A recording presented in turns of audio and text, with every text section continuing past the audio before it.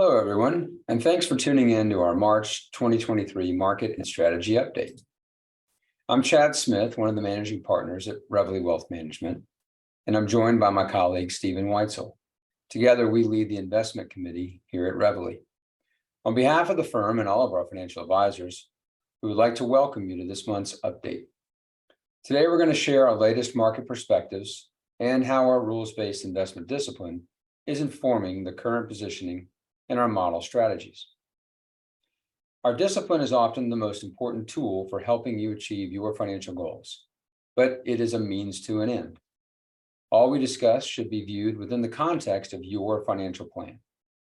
Our goal today is to bring clarity to how we are actively managing risk within our model portfolio strategies and how that relates to what you may see in the news and in your portfolios. Today's discussion is limited to our 5 primary strategies, from our most conservative excess cash to our most aggressive all equity strategy. You can see here the target percentages for the stock and bond positions that make up these strategies when we are fully invested. As a review, after being in cash throughout most of 2022, we started to gradually reinvest back into various areas of the global stock and bond markets in December, and then continue that reinvestment process during January.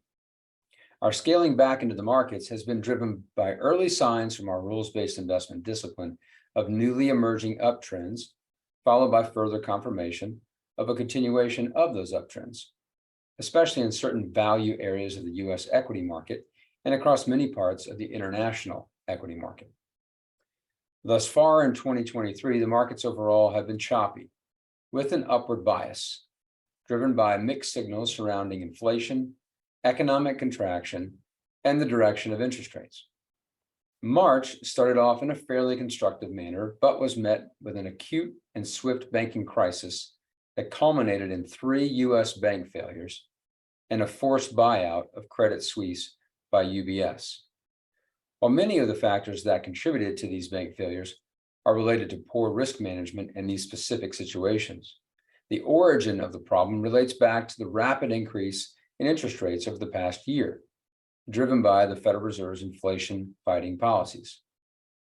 It is still premature to state that these failures are only a few isolated situations, but the tactics and policies employed by the US Treasury, the Federal Reserve, and the FDIC thus far have been effective in limiting the spread of a bank run mentality, leading to a more systemic risk scenario. In the midst of these developments, we did increase our cash and cash equivalent positioning across each of our portfolio strategies. Driven by RBID, we discern that some areas of the market entered into new downtrends, leading us to sell those positions. Unfortunately, despite the recent market volatility and economic shocks, several areas of the market to which we are still exposed have remained resilient. Particular strength has been evident in international developed stocks and in several areas of the bond market. While we often emphasize the importance of our discipline in helping to reduce risk exposure during bear markets, as we mentioned last month, it is also important to allow our discipline to keep us invested during uptrends, despite swirling narratives and emotions. At this stage, we are still sitting on elevated levels of cash and cash equivalents, which are paying relatively attractive yields as short-term rates have risen. I'll now turn it over to Stephen to take us through our strategy positioning and to review recent market trends. Thanks, Chad. To begin today, I just want to provide a quick reminder that if you want a refresher on our rules-based investment discipline, we do have a video available on our website, reveillewealth.com/RBID, or reach out to your financial advisor. I mention that because we're going to take a look at how our model strategies are currently positioned, and we're going to discuss asset classes that are on and off. And if for any reason you don't recall how we arrive at those signals, that online overview may be a good reference point for you. So as we begin, just a reminder here, the far left column of this table lists the asset categories that make up our globally diversified strategies. From there, our investment committee has hand-selected the funds that best represent the asset category, and those symbols and fund names are listed in columns 2 and 3. All the other columns to the right indicate which categories are included within each strategy, if we have an active holding, and to what extent we're invested. Any bold font indicates a change from the previous month. So if the category is green, then we are turned on and fully invested in that area. If it's red, it means it's turned off and we're sitting in cash or cash equivalents. And if the category is yellow, it reflects that we have a partial position in the category. So clearly had a number of changes in the month of March. Our exposure to mid-cap value was turned off as a result of the pullback following the SVB bank failure. We did, however, have our small cap growth and international growth positions fully turn on. Emerging market stocks and global real estate also turned off as a result of the market volatility we saw in March. But on the bond side, I'd say that the area that experienced the greatest shock as a result of the SVB bank failure was in the preferred space. So the financial sector represents nearly 80% of the issuance in preferreds. And with the concerns around the creditworthiness of a lot of financial institutions, preferreds sold off very quickly in the middle of the month. What's really ironic is that a week or so prior to the SVB bank failure, as Chad and I were reviewing our fixed income holdings during our weekly investment committee meeting, we both commented on the relative strength that we were seeing in preferreds. So it was quite shocking to see an area that had been doing very well come under such strong selling pressure as quickly as it did. Traditionally, one would think that if there was going to be weakness in the financial sector, that would rise to the level of a bank failure or widespread bank failures, that we would have seen that beforehand in credit spreads or the price behavior of preferreds. In this case, there were no forewarning signs that we would typically look for. Moving on to taxable accounts, you're going to notice that the equity and the real asset categories are similar to retirement accounts, with the difference being in the bond allocations, where we'll own municipal or tax-free bonds, both of which remain turned on. So over the last number of months, we've talked about how we've repositioned a lot of your cash into areas that will help you earn a higher yield on that while we're on the sideline. So the yields on the institutional money markets are now near 4.75%. And if the Fed raises rates even further, we would anticipate those yields to increase at a similar rate. Rates on those money market funds will reset within 30 days.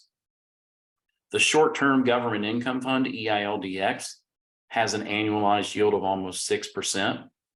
But based on the market volatility that we saw in March, our cash and cash alternative position was increased by roughly 10% across each of our strategies. So our excess cash strategy is roughly 75% invested, but with the balance being held on the sidelines, while the other strategies are somewhere between 60 to 67% invested, with the balance being held on the sidelines. So with that said, let's dive in, and we're going to begin with the elephant in the room, which is still the acute collapse of Silicon Valley Bank.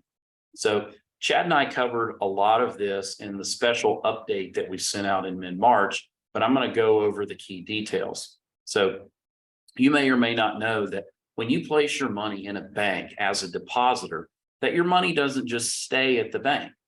If you had money in a savings account or a CD, the bank's going to pay you some rate of interest on your money, but they're going to either make loans or buy bonds, namely US government bonds, in an effort to earn a higher rate for themselves than what they're going to pay you. That's what we call the spread. They agree to pay you 3% for 12 months, but they plan to buy a bond that's going to pay them 4%. So the bank also likely has an expectation that once your CD matures, you're going to roll it into a new one at the prevailing rate, not that your money is going to leave and go somewhere else.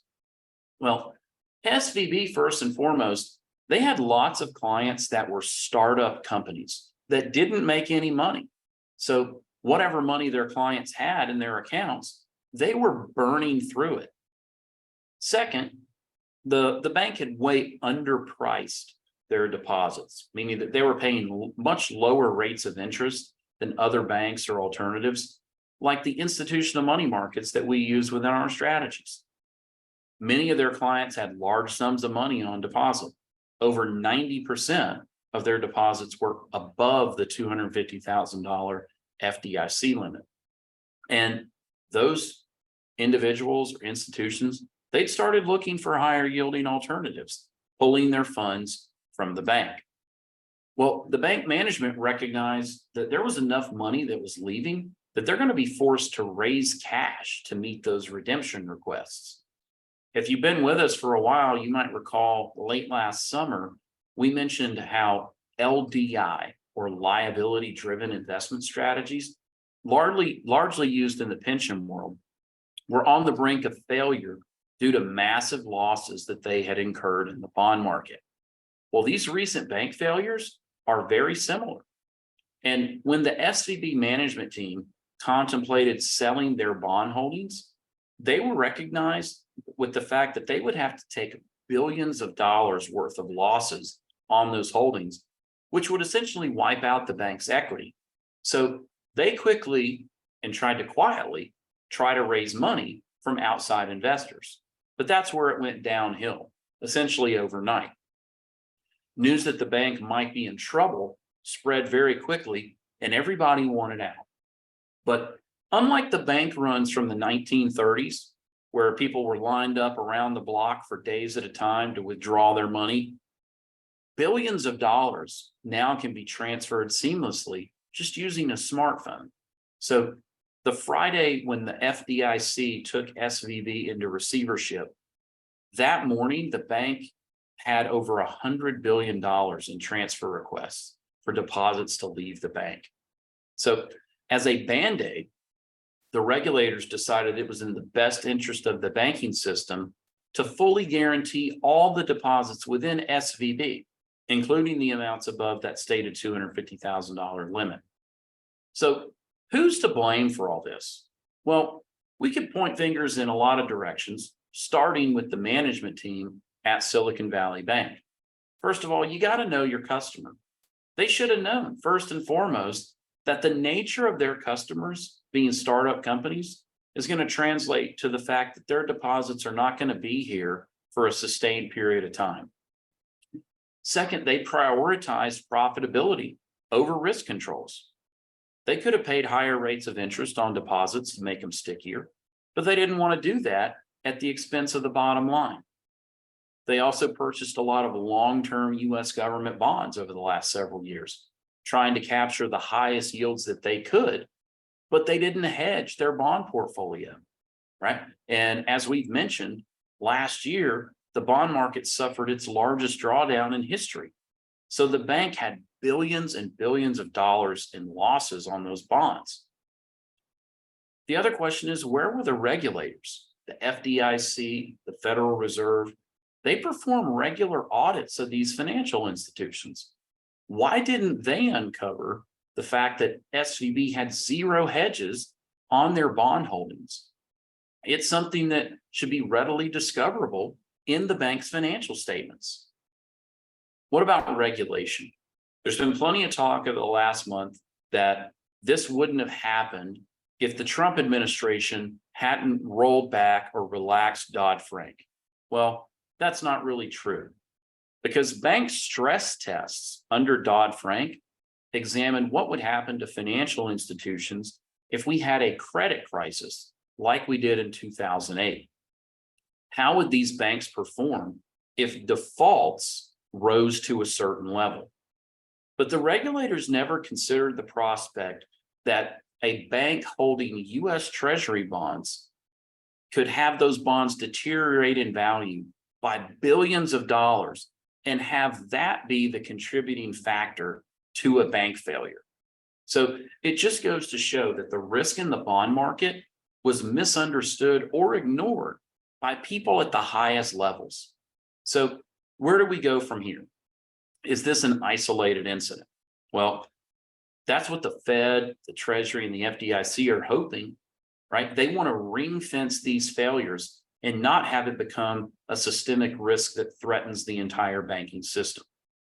The problem lies in the fact that unless all bank deposits across the system are expressly guaranteed in a similar manner to what happened to SVB, we could end up with a two-tiered banking system where most deposits still flow into the largest banks that consumers believe are too big to fail. So this crisis of confidence scenario could see even more failures of smaller and regional banks. The short-term facilities that have been established to try to curtail this current crisis, they'd likely only delay additional problems. So the market ultimately will probably demand a much larger and more robust plan.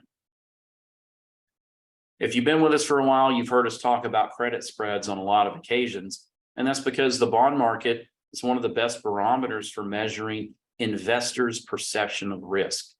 So here we're comparing high yield corporate bonds to US Treasuries. And if this ratio is moving higher, it demonstrates investors' preferences for high yield bonds over the perceived safety of Treasuries. And that typically coincides with strong markets. But when the ratio moves lower, however, we consider that to be a more ominous sign. So where this ratio had previously broken out above some key resistance levels, it took a quick turn lower in March, and we now find ourselves back below it. So that is not a positive, but this ratio is also not crashing like it did during COVID, right? It's just kind of stuck back where it was before. But the longer it stays beneath those recent highs, the more of a going concern this becomes about the health of the markets and of the economy. So this is probably a yellow light, and we need to be cautious. We spoke about this one last year and probably serve as a good reminder for a while. This slide comes from one of our third-party research providers, where they're comparing how much stock market exposure American households have relative to bonds and what the forward 10-year performance is of the S&P 500. So what's the study find?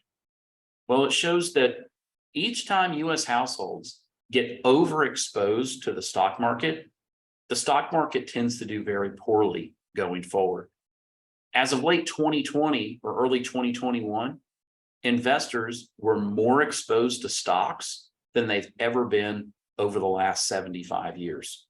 The last time that it was as close to what it is now was back in 1969. And the next 10 years, from 1969 to 1979, the S&P 500 had an annualized rate of return of 0, a lost decade.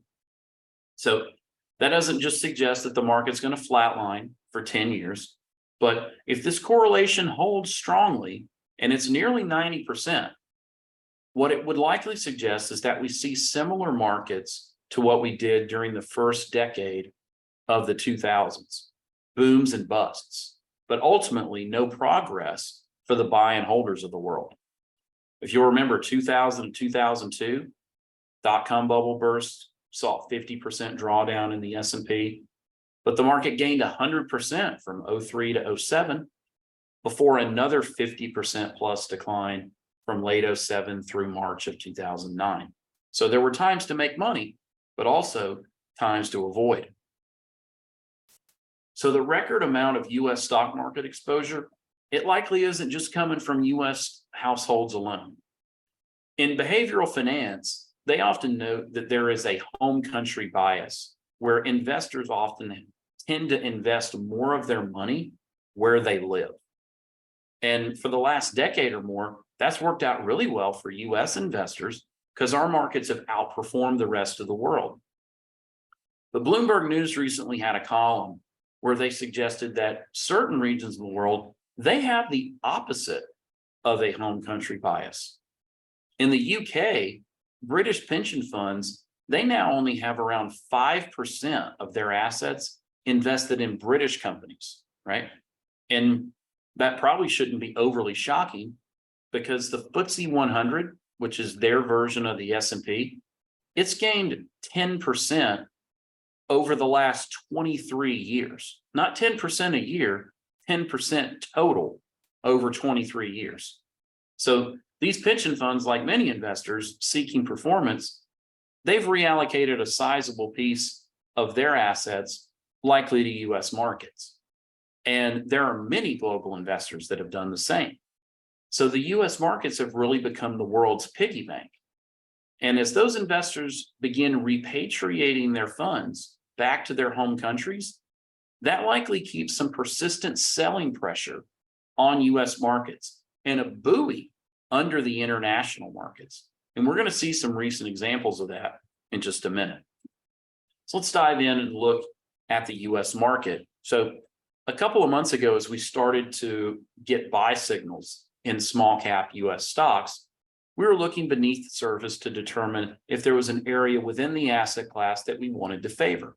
So unlike what we've been seeing in large caps at the time, where value was leading, small cap growth was actually breaking out relative to value. And we were surprised to see that, but we knew that we needed to align our portfolio strategies with this prevailing trend and embrace small cap growth. The largest sector within the value classification is financials, right? But given the struggles that we saw within the banks during the month of March, it shouldn't be a surprise that growth, particularly large cap growth, staged somewhat of a comeback relative to value.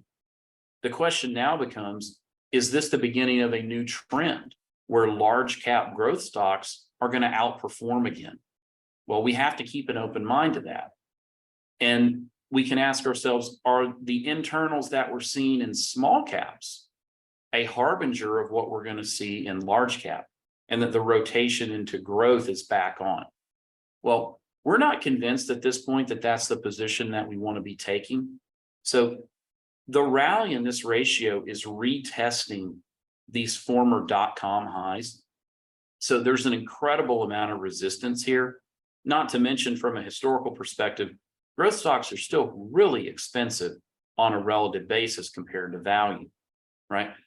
But as we saw from the positioning slides at the beginning of our call, right, we want to maintain a slight overweight to value, but also have some core-oriented positions. And when there's no style classification, growth or value, that's really demonstrating any meaningful relative strength over the other, then having a more neutral or core perspective is likely the best course of action. So for now, we're watching where this one goes next. Got to keep an open mind that it could continue to move higher to favor growth, but the higher likelihood outcome is probably that this one fails at these prior highs in favor of value. So within large cap US stocks, we're going to use the S&P 500 as a proxy here. We see that once we've had a buy signal get produced here in January, it broke out above the downtrend line that had been in place since late 2021.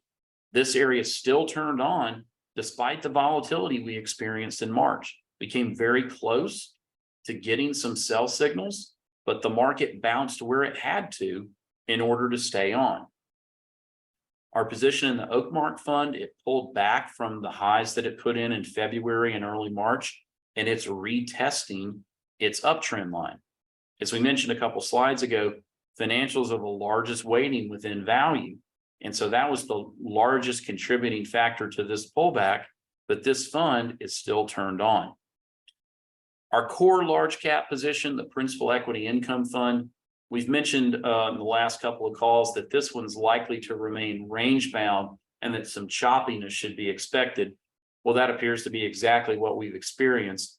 We're still maintaining our half exposure to this fund due to the fact that its benchmark, the S&P 500, remains turned on. Mid-cap value is off. As we mentioned, this asset class has a lot of exposure to banks, in particular the regional banks. So that makes sense that it's off. But the weight of the evidence is also telling the same story. The S&P 400, the mid-cap index, it too is turned off. So no exposure to mid-caps at this time. We discussed how we wanted to be favoring growth within small caps because growth was breaking out relative to small value. Well, this is what relative strength looks like. So notice how much less visible volatility you see here compared to some of the other charts that we just looked at, right? There was some pullback, but it looks very slight. So this Columbia Midcap Growth Fund remains turned on. We're going to move on to real assets. Commodities still turned off following a very strong advance over the last couple of years.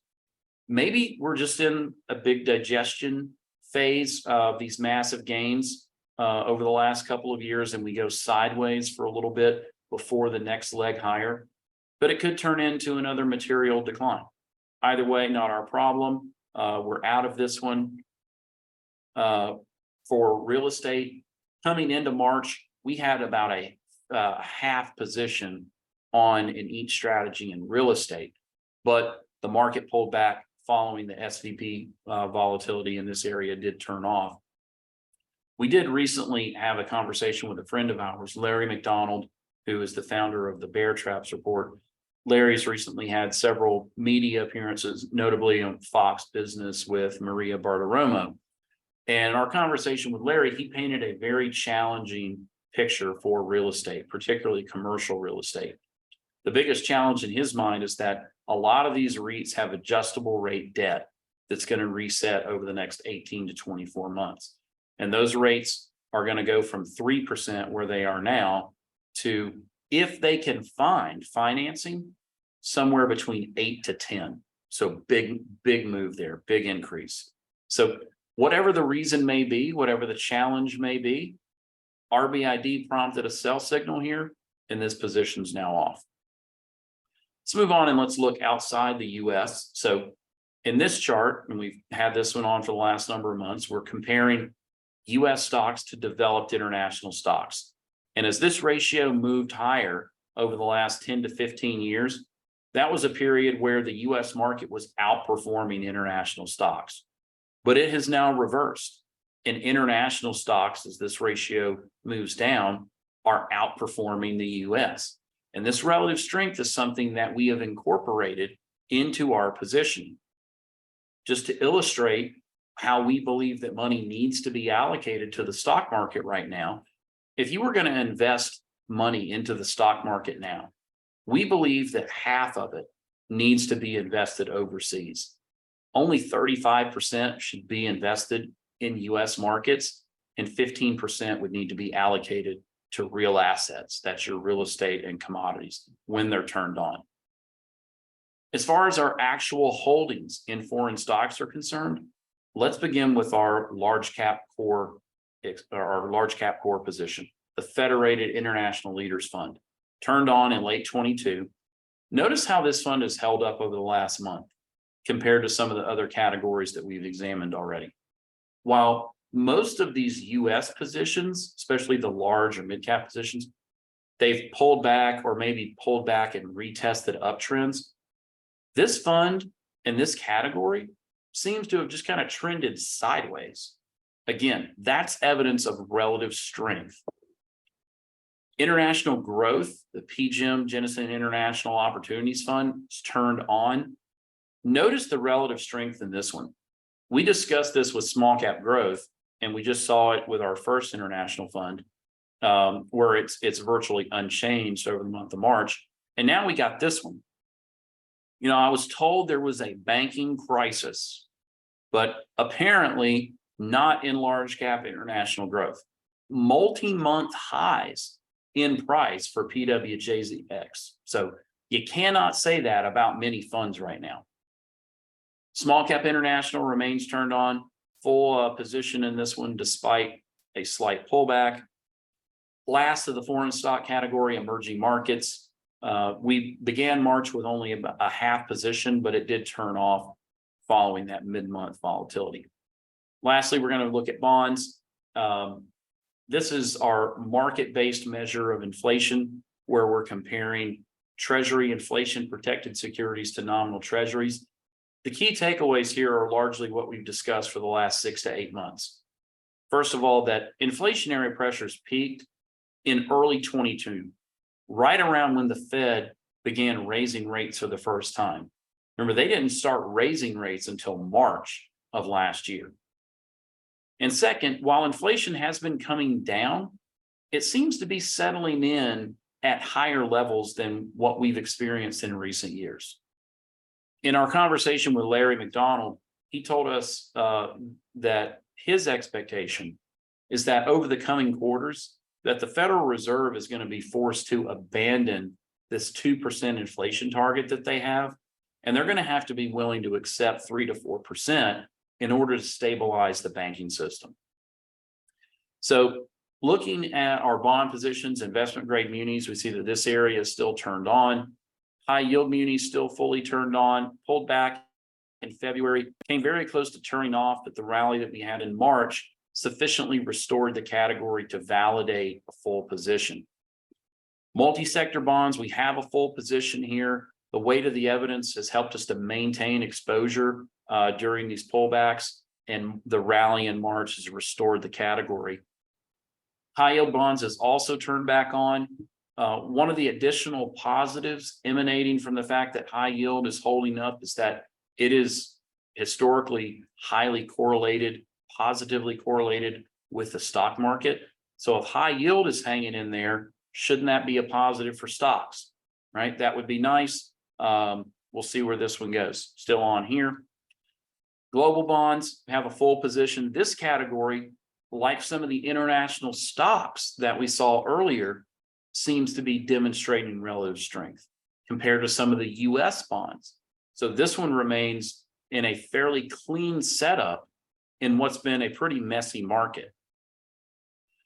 Corporate bonds have a full position here. Like multi-sector, this fund has stayed on because of the weight of the evidence within the corporate bond index, which has stayed on. So maintain position there. Short duration, we have about a third position here. This one is retesting lows in price that we saw back during the financial crisis. Haven't had yields this high in the last 14 years, but still waiting for confirmation to get a full position established here.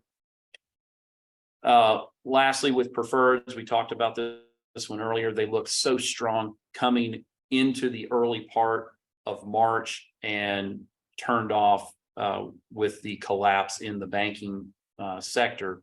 So this asset class has really become a harbinger or a gauge of market risk.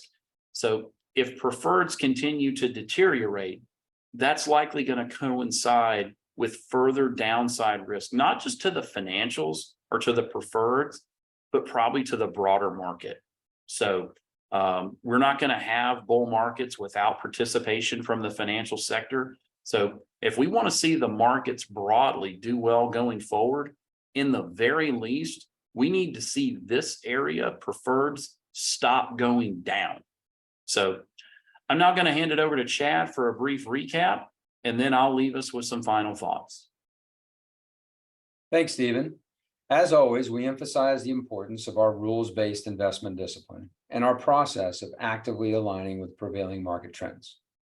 By doing so, we alleviate uncertainty and anxiety related to trying to predict what may unfold in the markets.